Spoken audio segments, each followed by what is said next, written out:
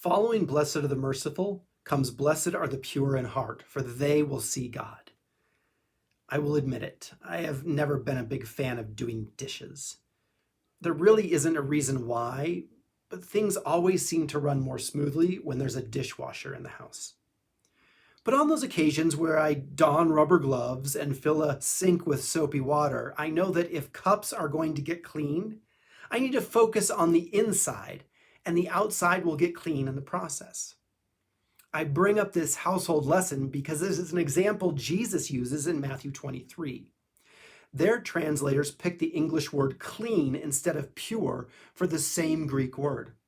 Jesus says, "Woe to you, scribes and Pharisees, hypocrites! For you clean the outside of the cup and of the plate, but inside they are full of greed and self-indulgence. You blind Pharisee, first clean the inside of the cup, so the outside may also become clean." So why would Jesus say this? In his day, one of the most important religious texts was the Mishnah. It recorded Jewish oral tradition that aimed to make sense of the law. Essentially, it taught the people what they needed to do to please God. When translated to English, the Mishnah is 844 pages. Of those pages, religious leaders dedicate almost 200 to external cleanliness. Think about that for a moment. You have one book to try and explain everything someone needs to know about your faith, and you dedicate 22% of it to external cleanliness rituals.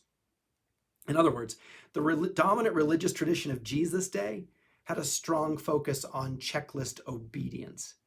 If you engaged in a proper external performance, then everyone else around you would know how holy you are. As a side effect, it reminded everyone who failed to live up to the standard you set how unholy they are. This led to the common people revering the Pharisees. However, in the language of Abundance Reconstructed, it is a religion based on a spirit of power. Then Jesus comes along and says, "Blessed are the pure in heart." Jesus does not dismiss what happens externally, but he is far more interested in what happens within that drives external behavior. What really matters to Jesus is a spirit of love that guides a pure heart. That last sentence can be a bit confusing to a Western mind. This confusion comes through a blend of how we understand heart and the ubiquity of power. Let me unpack that a bit. In the West, we tend to associate love and the heart with emotions. The heart is the seat of feelings. Love is one of those feelings. We see feelings as a response to external stimuli. So unless something happens that prompts us to feel loving, how can we have a heart motivated by love?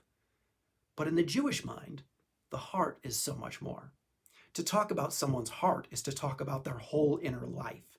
So the heart includes the feelings, mind, and will. This means you think and move and be in accordance to the heart. You could actually say that your heart is what interfaces with the spirit that drives you. This is at the very heartbeat of the Jewish prophetic tradition. There, God talks about coming to people made poor in spirit, people who mourn, people thirsting for righteousness and being merciful to them. That mercy includes giving them a new heart that interfaces with a new spirit.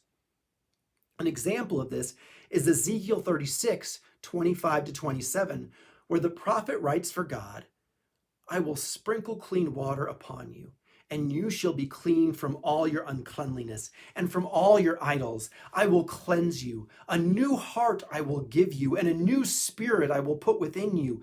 And I will remove from your body the heart of stone, and give you a heart of flesh. I will put my spirit within you, and make you follow my statutes, and be careful to observe my ordinances." In other words, the divine work in the life of people is about heart transformation. It is about taking the heart of stone, that is feelings, thoughts, and a will driven by power, and transforming it to a heart of flesh driven by love. A heart that interfaces with power will always focus on the external and how things appear. It dedicates 22% of its teaching to checklist obedience. It is a faith that looks good on the outside, but one motivated by selfishness. Their love becomes a response to the world around you rather than something that comes from within you. I think one of the primary reasons people reject Christianity today is because what they see in the church is what Jesus saw in the Pharisees. There is no pure in heart, and people ache to see God.